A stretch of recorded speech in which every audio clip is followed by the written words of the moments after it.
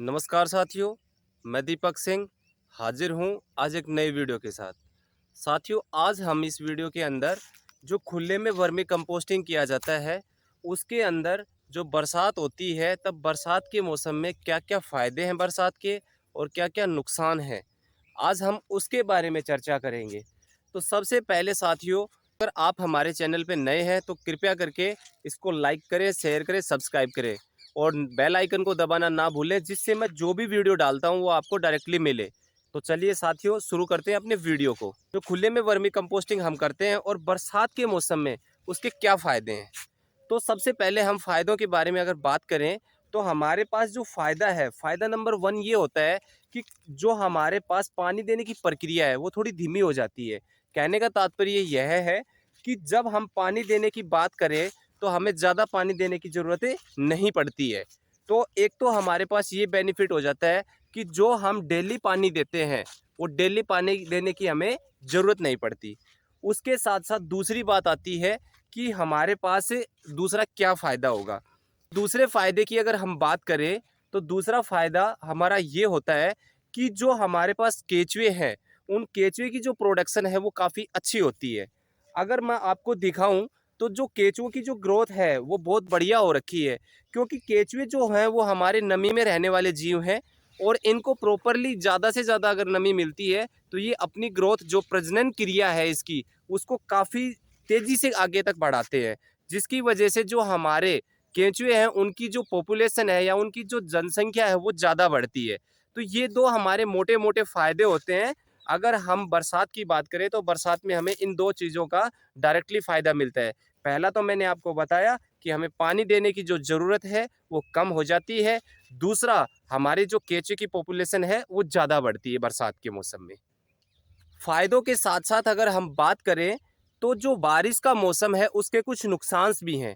तो नुकसान की अगर हम बात करें तो सबसे पहला नुकसान तो हमें ये होता है कि बरसात के मौसम में जो हमारे खाद बनने की प्रक्रिया होती है वो बिल्कुल ज़ीरो हो जाती है, क्योंकि केंचुओं को जब पूरी नमी मिलती है तो वो गोबर बहुत कम खाते हैं, वो पानी से ही अपना काम चला लेते हैं, जिसकी वजह से जब वो गोबर नहीं खाएंगे तो हमारा खाद भी नहीं बनेगा। तो पहली तो समस्या हमें ये आती है कि भाई जो हमारा खाद बन रहा है वो बहुत धीरे बनेगा। लेकिन इसके साथ साथ अगर देखा जाए तो अपनी प्रोडक्शन को बढ़ा रहे हैं। तो अगर देखा जाए तो अगर खाद का हमें नुकसान हो रहा है तो वहीं केंचुए की प्रोडक्शन है वो ज़्यादा हो जाती है।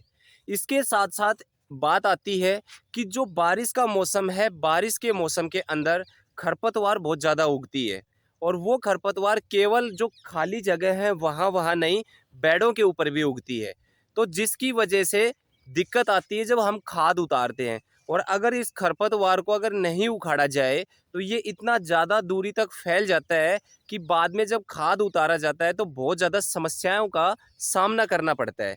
मैं आपको दिखा रहा हूँ, ये जो मेरे बेड हैं ये आपको दिखाई दे रहे होंगे। कुछ बेडों पे खरपतवार आपको दिखाई दे रही है, कुछ ऐसे बेड हैं जिन पे खरपतवार बिल्कुल नहीं है। ये जो बीच की जगह मैंने जहाँ छोड़ी हुई थी यहाँ भी खरपतवार हो गई है, और जो ये मेरी दूसरी रो के बेड हैं इनके ऊपर भी खरपतवार है। लेकिन मैं धीरे धीरे इनकी खरपतवार को उखाड़ रहा हूँ। इसके बावजूद अब आपको दिखाई दे रहा होगा, ये जो मेरे बेड हैं इन पे जितनी भी खरपतवार थी वो सारी मैंने उखाड़ दी है। ये जो दूसरी लाइन है, इस दूसरी लाइन में मैंने आपको दिखाया ये बेड है, इस पे हल्की सी खरपतवार बची हुई है, थोड़ी खरपतवार इधर बची हुई है, और बाकी जितने भी मेरे ये बेड बचे हुए हैं इन बेडों का मैंने धीरे धीरे करके जितनी भी खरपतवार थी उस सारी खरपतवार को मैंने उखाड़ दिया है। अब ये बेड बिल्कुल सही हो गए हैं। अब बेडों के ऊपर से खाद उतारते समय किसी प्रकार की कोई समस्या नहीं होगी। अगर हम खरपतवार नहीं उखाड़ते हैं तो जब बेडों से खाद उतारा जाता है तो बहुत ज़्यादा समस्याएं आती हैं।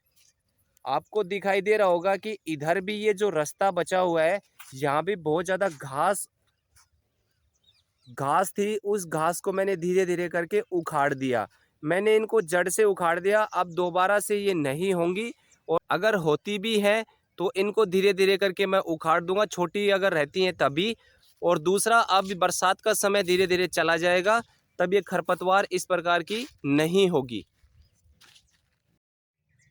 ये जो बेड है इनकी खरपतवार मैंने अभी तक नहीं निकाली है। तो आपको दिखाई दे रहा है कि जो बीच में हमने 1.5 से 2 फीट की हमने गली छोड़ी थी, वहाँ भी बहुत ज़्यादा खरपतवार हो गई है। और साथ में जो बेड है, बेडों के ऊपर भी खरपतवार हो गई है। अब ये जो खरपतवार है इनकी वजह से जब हम इनको उखाड़ते हैं तो देखते हैं कि इनके अंदर केंचुए भी फंसे होते हैं। साथ में जब खाद है वो भी बहुत ज़्यादा इधर उधर बिखर जाता है। तो बहुत सी समस्याएं होती हैं खरपतवार होने की वजह से। तो इसी वजह से मैंने पूरा का पूरा जो मेरा यूनिट है उसकी खरपतवार को धीरे धीरे करके मैंने पूरा निकाल दिया है। ये जो बेड है इन पे मैंने बोरी डाली हुई है और ये जो दूसरा बेड है इस पे मैंने पूली लगा रखी है। तो आपको दिखाई दे रहा होगा कि जो मैंने बोरी डाल रखी है उस पे भी खरपतवार हो रही है। और ये बीच की जो लाइन थी इसमें से मैंने पहले खरपतवार को निकाल दिया था, लेकिन अभी भी इसमें हल्का फुल्का फिर से हो गया। इसको भी मैं उखाड़ूंगा। और ये वाले जो बेड है इन पे भी खरपतवार दोबारा से हो गई। लेकिन अब देखा जाए तो पहले खरपतवार ज़्यादा हुई थी, अब इसमें कम हो रही है। तो इसको निकालने में समय भी कम लगेगा। इधर वाले जो ये बेड हैं इन बेडों पे भी लगभग मैंने खरपतवार को निकाल दिया है। हल्का फुल्का जो बचा हुआ है इसको भी मैं जल्दी करके निकाल दूंगा। तो अगर बीच की गली में खरपतवार है तो 1% चल जाता है, लेकिन अगर बेडों के ऊपर खरपतवार है तो वो खरपतवार के अंदर एक तो उनकी जड़ों में केंचुए आ जाते हैं, दूसरा जब आप उसको उखाड़ते हो तो वहाँ गड्ढा बन जाता है। तो जब छोटी खरपतवार हो तो कोशिश यही रखनी चाहिए कि बेडों के ऊपर से खरपतवार को निकाल दिया जाए। तो साथियों आपने देखा कि जो बेडों के ऊपर है वो खरपतवार ज़्यादा हो रही थी। साथ में जो बीच की जगह बची हुई है आने जाने के लिए उसके अंदर भी खरपतवार काफ़ी है। कहीं कहीं खरपतवार अब बची हुई है, बाकी सारी की सारी जो भी घास थी या कोई और उसके अंदर खरपतवार थी वो मैंने निकाल दी है। अब मेरे बेडों पे अगर बात की जाए खाद की तो खाद बन के तैयार हो गया है, लेकिन बरसात की वजह से उसके अंदर नमी ज़्यादा थी। अब पिछले 4-5 दिन से बरसात थोड़ी रुकी हुई है। अब मैं ये खाद उतरवा दूंगा, क्योंकि अगर मैं ये खरपतवार अगर नहीं निकालता तो खाद उतारते समय मुझे बहुत समस्याओं का सामना करना पड़ता। तो इसीलिए मैंने धीरे धीरे करके, मुझे 4-5 दिन लगे, लेकिन मैंने पूरी की पूरी खरपतवार जो थी वो निकाल दी है। अब इसके बाद अब हम इसका खाद का जो काम है उतारने का वो करेंगे। उधर खरपतवार की बात करें तो एक बार निकालने के बाद ये जो खरपतवार है अब दोबारा नहीं होगी, क्योंकि बरसात का मौसम अब धीरे धीरे जा रहा है। और अगर होती भी है तो ये बहुत कम लेवल पे होगी जिसको मैं आसानी से निकाल भी दूंगा। और साथ ही साथ मौसम परिवर्तन के साथ साथ जो ये खरपतवार है इसका भी समय खत्म हो रहा है, तो उसकी वजह से मुझे दोबारा इस समस्या का सामना नहीं करना पड़ेगा। तो साथियों मेरा तो मानना यही है कि आप जहाँ भी अपनी वर्मी कंपोस्ट की यूनिट लगाते हो, अगर आप ओपन में कर रहे हो तो खरपतवार की अगर समस्या आती है तो उसको साथ के साथ उखाड़ देना चाहिए। बेडों पे तो बिल्कुल भी खरपतवार को नहीं रखना चाहिए, क्योंकि जब भी आप खाद उतारोगे तो आपको बहुत ज़्यादा दिक्कत आएगी। अब मैं अगर आपको दिखाऊं एक दो जो यहाँ पे मैंने जो बेड है जहाँ पे खरपतवार दिखाई दे रही है मुझे, उस खरपतवार को मैं थोड़ा उखाड़ के दिखाता हूँ आपको कि उसके अंदर कितने तो केंचुए इकट्ठे हो जाते हैं। साथ में जब उस खरपतवार को वहाँ से निकाला जाता है तो वो कितना ज़्यादा गड्ढा कर देता है बेड के अंदर। अब ये जो खरपतवार है हमारे यहाँ लोकल भाषा में इसको शायद मकड़ा बोला जाता है।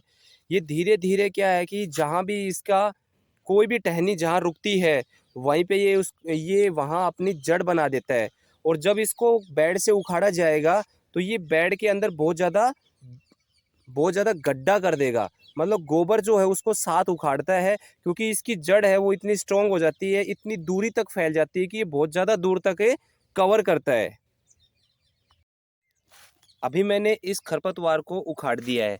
तो जैसा कि आपको दिख रहा है, देखो कितना हमारा जो खाद है और जो गोबर है इसके साथ चिपका हुआ है, जिसकी वजह से अगर देखा जाए तो पूरे बेड में अगर इस प्रकार की खरपतवार हो जाती है तो कितना गोबर और कितना खाद हमारा वेस्ट चला जाता है।